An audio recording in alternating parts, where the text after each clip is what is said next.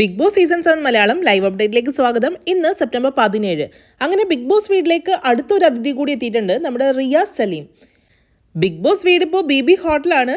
BB ഹോട്ടലിൽ ഇപ്പോൾ 3 അതിഥികളാണ് മൊത്തത്തിലുള്ളത്. ഒന്ന് ഷിയാസ് കരീം, ശോഭ വിശ്വനാഥ്, പിന്നെ റിയാസ് സലീം. ഇവർ 3 പേരും BB ഹോട്ടലിലേക്ക് വന്നിരിക്കുന്നതിൻ്റെ കാര്യം എന്താണെന്നുള്ളത് നിങ്ങൾക്ക് ആരെങ്കിലും മനസ്സിലായോ? ഒരുപക്ഷെ ഞാനീ പറയാൻ പോകുന്ന കാര്യങ്ങൾ എപ്പിസോഡ് കാണുന്ന പ്രേക്ഷകർക്ക് ഒന്നും തന്നെ മനസ്സിലാവില്ല കേട്ടോ. ലൈവിൽ നടക്കുന്ന 100-ൽ 1 അംശം പോലും എപ്പിസോഡിൽ കാണിക്കാറില്ല എന്നുള്ളതാണ് വാസ്തവം. സത്യം പറഞ്ഞു കഴിഞ്ഞാൽ ഇന്നലെ ബിഗ് ബോസ് വീട്ടിലേക്ക് ശോഭ വിശ്വനാഥും ഷിയാസ് കരീമും കയറിയപ്പോൾ മുതൽ BB വീട്ടിലെ പല കണ്ടസ്റ്റൻസിനും പല രീതിയിലാണ് ക്ലൂസ് കൊടുത്തുകൊണ്ടിരുന്നത്. അതായത് പുറത്ത് നടക്കുന്ന കാര്യങ്ങൾ അല്ലെങ്കിൽ ഈ പറഞ്ഞ കണ്ടസ്റ്റൻസിനെ പറ്റിയിട്ട് പുറമേ ഉള്ള ചർച്ചകൾ അവരോട് പറയാതെ പറയാണ് ഈ പറഞ്ഞ 2 പേരും ചെയ്തിട്ടോ. ഇന്നലെ നമ്മൾ ഓൾറെഡി കണ്ടു. ഇന്നലെ രാത്രി ആയപ്പോഴേക്കും നമ്മുടെ ഷിയാസ് കരീം എയർപോർട്ടിൽ എത്തി. ഓൾറെഡി എപ്പിസോഡിന് ഷൂട്ടൊക്കെ കഴിഞ്ഞ് കൊച്ചിൻ എയർപോർട്ടിൽ എത്തിയതിൻ്റെ വീഡിയോ കണ്ടിട്ടുണ്ടായിരുന്നു. അപ്പോൾ അതിൽ എന്താ പറയുക, ഇൻ്റർവ്യൂ ചെയ്യുന്ന ഓൺലൈൻ മീഡിയാസ് ഷിയാസ് കരീമിൻ്റെ അടുത്ത് ചോദിക്കുന്നുണ്ട് അനിമോളുടെ പ്ലാച്ചീനെ എന്തിനാണ് വലിച്ചെറിഞ്ഞതെന്നുള്ളത്.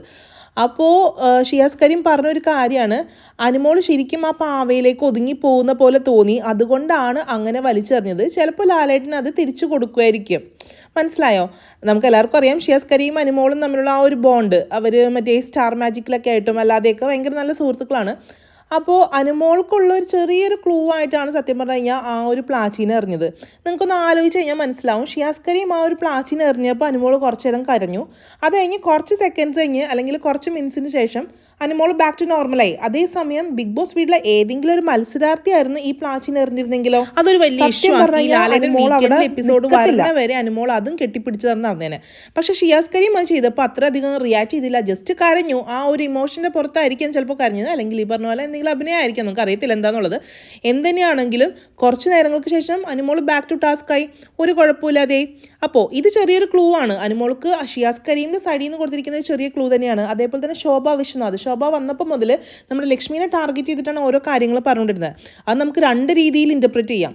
ഒന്ന്, ലക്ഷ്മീനെ ടാർഗറ്റ് ചെയ്ത് വന്നിരിക്കുന്നതാണ് ഈ പുറത്തുനിന്നുള്ള ഈ പറഞ്ഞ ഗസ്റ്റ് എന്നുള്ള രീതിയിൽ നമുക്ക് പറയാം. അതല്ല, ലക്ഷ്മിക്കുള്ള ചെറിയൊരു ഒരു ഹിൻ്റ് ആയിരിക്കാം. അതായത് ലക്ഷ്മി ഫുൾ നെഗറ്റീവാണ്, അപ്പോൾ ഇനി കുറച്ചുകൂടി ശ്രദ്ധിച്ചിട്ട് വേണം കളിക്കാനായിട്ട്. അങ്ങനെ അതേപോലെ തന്നെ ആദില നൂറ അവരുടെ ആ ഒരു സ്നേഹം ഒരു കിസ്സിലൂടെ അവർ പ്രകടിപ്പിക്കാനുള്ളൊരു അവസരം ശോഭ കൊടുക്കുകയും ചെയ്തു. അത് നമുക്ക് വേണമെങ്കിൽ പ്രേക്ഷകർ നിങ്ങൾ അംഗീകരിക്കുന്നുണ്ട്, അല്ലെങ്കിൽ പ്രേക്ഷകരെല്ലാവരും നിങ്ങളുടെ കൂടെ തന്നെയാണ്, നിങ്ങൾ ഈ ഒരു ലൈനിൽ തന്നെ കണ്ടിന്യൂ ചെയ്യുന്നുള്ളൊരു ഹിൻ്റായിരിക്കാം. അതേപോലെ തന്നെ സാബുമാനുള്ള പണി ബിഗ് ബോസിന് കൊടുത്താണ് പ്രതിമക്ക് ആകെ 5 മിനിറ്റ് മാത്രമാണ് മൗത്ത് ഓപ്പൺ ചെയ്യാൻ പറ്റുള്ളൂ, അതും ഫുഡ് കഴിക്കാൻ വേണ്ടിയിട്ട്. അപ്പോൾ ഇത് പറഞ്ഞിട്ട് ഷിയാസ് കരീമും ശോഭ വിശ്വനാഥും കളിയാക്കണ രീതിയിൽ അവനടുത്ത് പറയുന്നുണ്ട്, അല്ലാതെ എങ്കിലും ഒന്ന് വായി തുറക്കുന്നുള്ള രീതിയിൽ. അപ്പോൾ അതും ചെറിയൊരു ഹിൻ്റ് തന്നെയല്ലേ.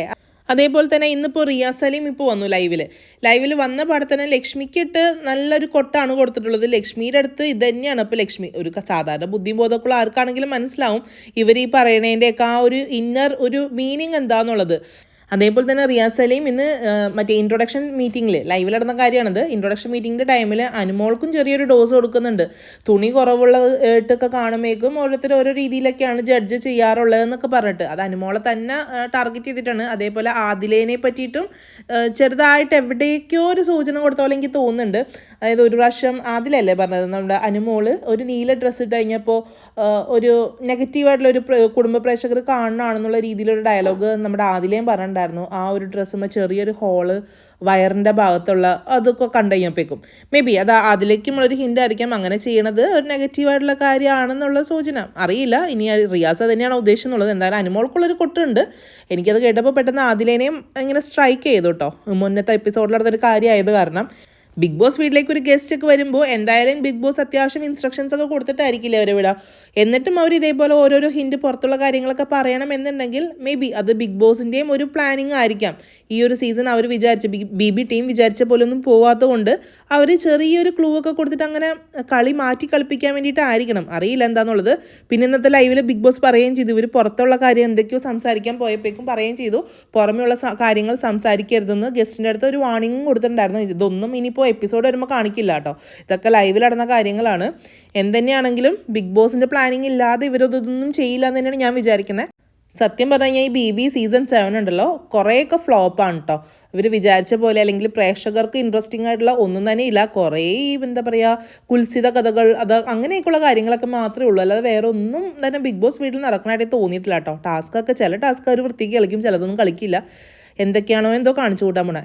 ലൈവ് അപ്ഡേറ്റ് ആയിട്ട് അടുത്ത വീഡിയോയിൽ കാണാം. ബൈ.